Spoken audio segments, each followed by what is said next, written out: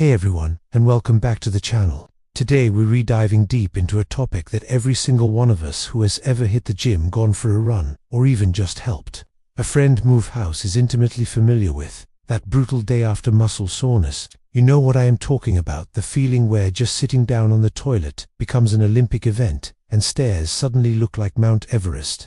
For years, we've all been told the same story. It's all because of lactic acid buildup. It's a simple, easy to understand explanation that's been passed down from coaches to gym buddies for generations. But what if I told you that this widely accepted fact is actually one of the biggest myths in fitness? What if the real reason you can barely lift your arms to wash your hair has nothing to do with lactic acid at all? Stick around, because we're about to expose the true culprit behind your post-workout pain. And trust me, it's going to change the way you think about recovery forever. First, let's tackle the lactic acid myth head-on. The story goes like this. When you exercise intensely, your body can't get enough oxygen to your muscles, so it starts producing energy anaerobically, without oxygen. A byproduct of this process is lactate, which was mistakenly called lactic acid. People believed this acid built up in the muscles, crystallized, and caused that signature burning sensation and the next day soreness. It sounds plausible, right? Here's the problem. It's just not true. Modern science has shown us that lactate, or what we call lactic acid, is actually a valuable fuel source for your muscles during intense exercise. It's your body's way of creating quick energy to keep you going. More importantly, your body is incredibly efficient at clearing it out. Studies have proven that lactate levels in your blood and muscles return to their normal pre-exercise resting state within about 30 to 60 minutes after you finish your workout. So, if you did a hard leg day at 6 p.m., by the time you've showered and had dinner, that lactic acid is long gone. It cannot possibly be the reason you're waddling like a penguin the next morning, or even 2 days later. Blaming lactic acid for your day after soreness is like blaming the rain from yesterday for a puddle you see a week later. It just doesn't add up. So, if it's not lactic acid, what on earth is causing this agony? The real answer has a scientific name: delayed onset muscle soreness, or DOMS for short. The name itself gives us a clue. It's delayed.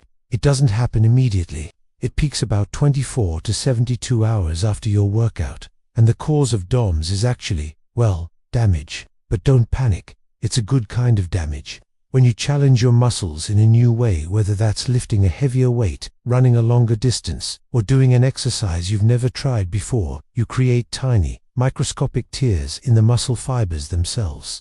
Think of it like stretching a rope slightly past its limit. Tiny fibers begin to fray. This is especially true during the eccentric phase of an exercise, which is the lengthening part, like when you're lowering a dumbbell during a bicep curl or running downhill. This microtrauma is the initial trigger. Now, your body is an amazing self-repairing machine. When it detects this damage, it initiates a complex and fascinating healing process. It says, "Hey, we've got some damage here. Let's send in the repair crew." This response involves inflammation. Now, I know inflammation gets a bad rap, but in this context, it's a vital part of healing and getting stronger. Your immune system sends specialized cells to the site of the microtears to clean up the damaged tissue and start the rebuilding process.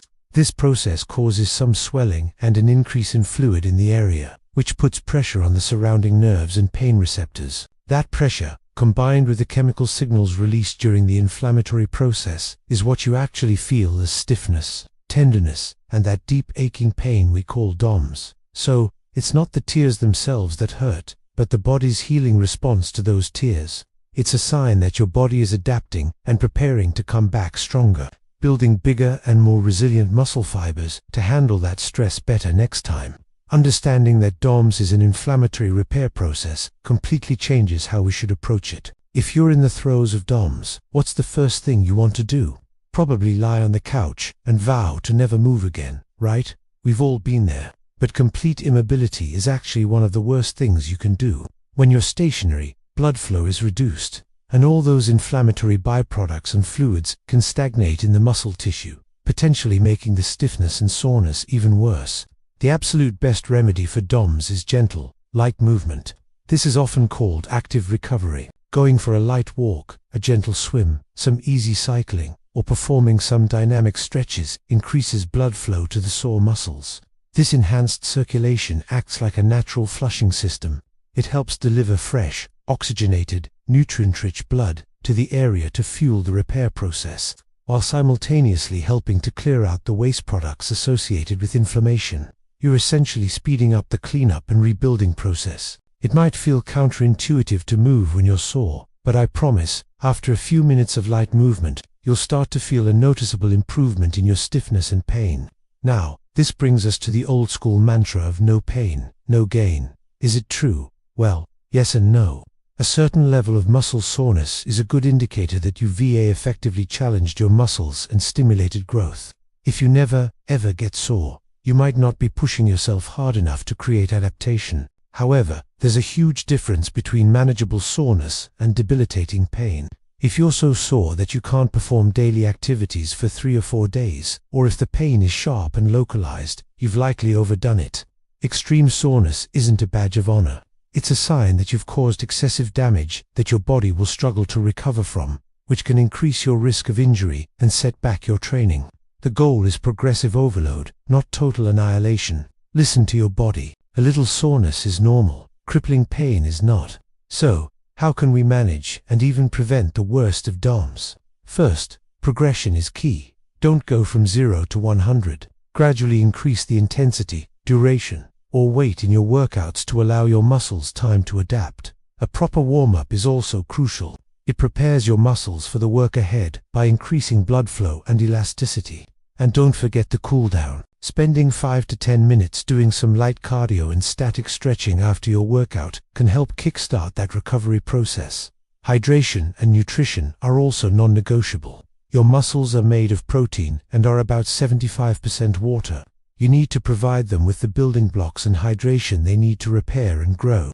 Consuming an adequate amount of protein, especially after a workout, is vital. Finally, prioritize sleep. Sleep is when your body does the majority of its repair and hormone production, including human growth hormone, which is critical for muscle recovery.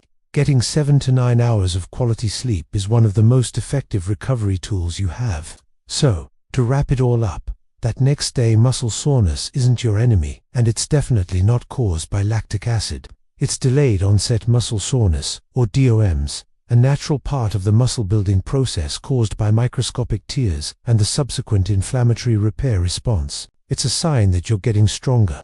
Embrace it, but don't worship it. Manage it with smart training, proper nutrition, and most importantly, gentle movement. The next time you're wincing as you get out of a chair, remember, it's just your body building a better, stronger version of you. What's the workout that gave you the most legendary case of DOMS? I'd love to hear your war stories in the comments below. If you found this video helpful, be sure to hit that like button, subscribe for more fitness myths busted, and share this with your gym buddy who still blames lactic acid for everything. Thanks for watching, and I'll see you in the next one.